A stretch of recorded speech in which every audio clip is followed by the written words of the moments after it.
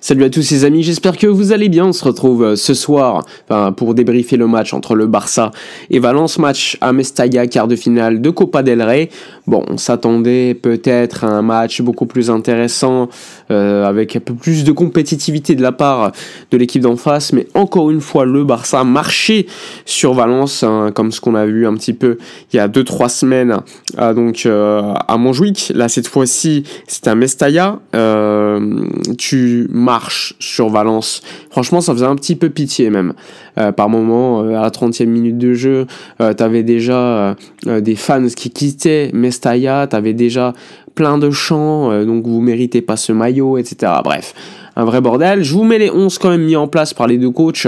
Le coach de Valence qui est arrivé il y a quelques semaines et Hansi Flick avec évidemment, cette fois-ci on s'y attendait quand même, avec Lewandowski sur le banc, remplacé par Ferran Torres. Sur les côtés, Lamine Yamal, Rafinha. Au milieu de terrain, De Jong, Pedri et Fermin. Et en défense, Eric Garcia, Koubarsi, Baldé, Koundé. Et au but, Chesney. Pas de surprise à ce niveau-là. Côté Valence, je vous mets le 11. Il y avait Hugo Guillamon, que vous connaissez, Oumar Sadiq en numéro 9, Diakabi qui était de retour, Dimitrievski au but. Il y avait quand même beaucoup de rotation, il faut le savoir. Valence a comme priorité la Liga, puisque ce week-end, ils vont jouer contre Leganés et ils ont besoin de points pour se sauver. Donc c'était un petit peu leur choc du week-end, donc pas mal de rotation ce soir, mais ça restait quand même une équipe avec des joueurs plutôt intéressants. T'as Pepe Lou, t'as d'autres joueurs qui sont intéressants, mais franchement, ce qu'ils montrent sur le terrain, eh bien, c'est le néant. Le Barça, au bout de 5 minutes de jeu, il y a déjà 1-0 avec une passe magnifique de Baldé qui est sur une année 2025 énorme. On peut le dire, à chaque match, il est décisif, il est vraiment impressionnant.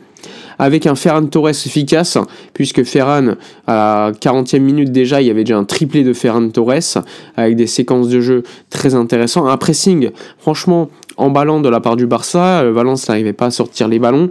De toute façon, on peut le dire, un Ferran efficace, un Rafinha qui avait un rôle intéressant, parce que on le sait, Rafinha c'est un joueur qui aime beaucoup attaquer l'espace, et là il était systématiquement en derrière Ferran Torres et il faisait un petit peu le remiseur, il attaquait l'espace, petite remise, et il l'a fait sur 2-3 actions en première mi-temps, et sur l'une d'elles ça a donné le but de Ferran Torres, le 4e, le 4-0. Donc c'est plutôt intéressant de voir comme ça.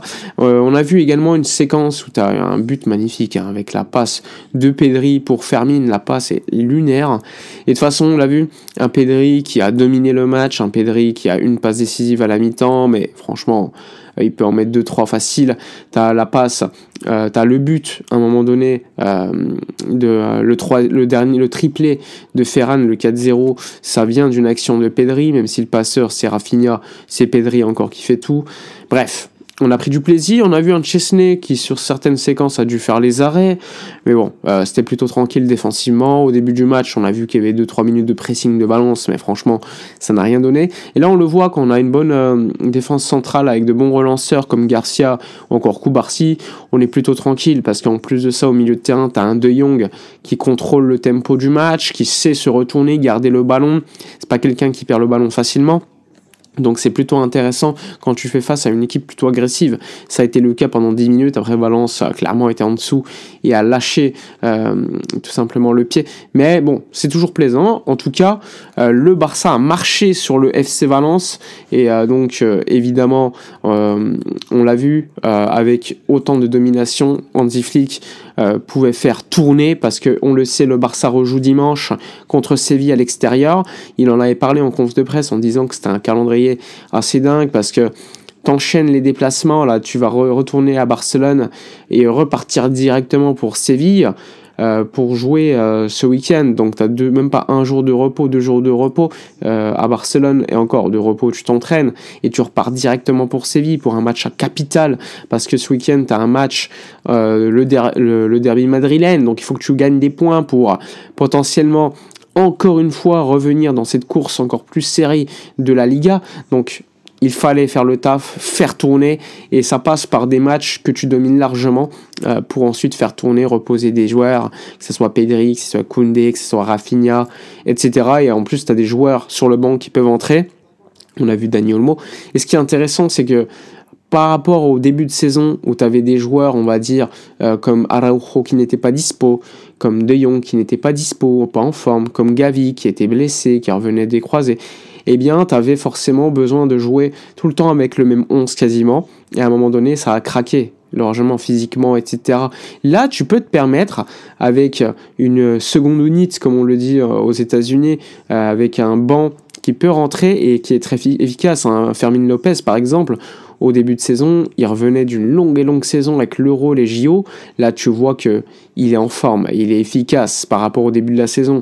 Et ça fait plaisir de le voir, ça t'apporte de la compétitivité. Et évidemment, tu peux faire tourner l'équipe sans en perdre en compétitivité non plus. Donc ça, c'est plutôt efficace. En tout cas, un Barça dominant ce soir et ça faisait un grand plaisir de le voir. On a même pu voir en seconde mi-temps Gérard Martin, Igo Martinez prendre du temps de jeu. On a pu voir Dani Olmo, il y a eu Hector Ford qui a une quinzaine de minutes à jouer. Bref, on a eu pas mal de rotations en fin de match. Pedri a pu avoir sa petite standing ovation. On a pu également voir Rafinha sortir à l'heure de jeu. Bref, la gestion a été plutôt intéressante. À noter quand même que Lamine Yamal aura joué les 90 minutes du match avec un but pour lui, un Dani Olmo qui est rentré. On a eu quelques séquences plutôt intéressantes, même si on va pas se mentir, en seconde mi-temps, on savait que le match était un petit peu fini, hein, donc beaucoup plus on va dire de tempo, de contrôle de jeu, de longue possession. On a même eu les supporters de Valence qui trollaient leurs propres joueurs lors de quelques séquences, et à noter encore un match avec 13 hors-jeu de Valence, avec pas mal de buts refusés de Valence à cause de hors-jeu. Bref, un alignement défensif impeccable et digne de ce qu'on a pu voir au début de la saison, avec un Eric Garcia, Inigo Martinez et Koubarsi globalement sur le match intéressant. Là aussi, un Koundé en seconde mi-temps qu'on a vu un peu plus offensif, à noter hein, évidemment. Globalement, voilà quoi, c'était un match plutôt tranquille, 5-0 à la fin, on se qualifie. Donc le Barça va jouer soit contre le Real Madrid sur 2 matchs, soit contre l'Atlético, soit contre la Real Sociedad. Donc les 3 clubs qualifiés sont quand même des gros clubs, hein, on va pas se mentir. Tirage au sort la semaine prochaine, normalement je crois que c'est mercredi. Aller-retour, puisque c'est une demi-finale, donc là aussi ça va être important de voir. Bon, personnellement, je pense qu'on a peur de personne, même si je pense que l'Atlético, ça peut être l'équipe qui pourrait nous déranger le plus, surtout en ce moment. C'est une équipe qui défend plutôt bien. Donc à prendre, même si je pense que le Barça est supérieur à toutes les équipes, il y a aussi la Real Sociedad qui est une équipe qui nous met pas mal en difficulté dans le jeu. On l'a vu en Liga.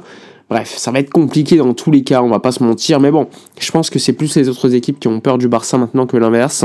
Bref. Dites-moi dans les commentaires l'équipe que vous voudriez plutôt jouer sur un aller-retour, un Classico, ou plutôt pour plus tard éventuellement en finale, ou l'Atlético ou la Real Sociedad. Moi je vous dis comme d'habitude, je lis vos commentaires, votre MVP du match, perso je vais donner Ferran, même si Pedri m'a beaucoup plu.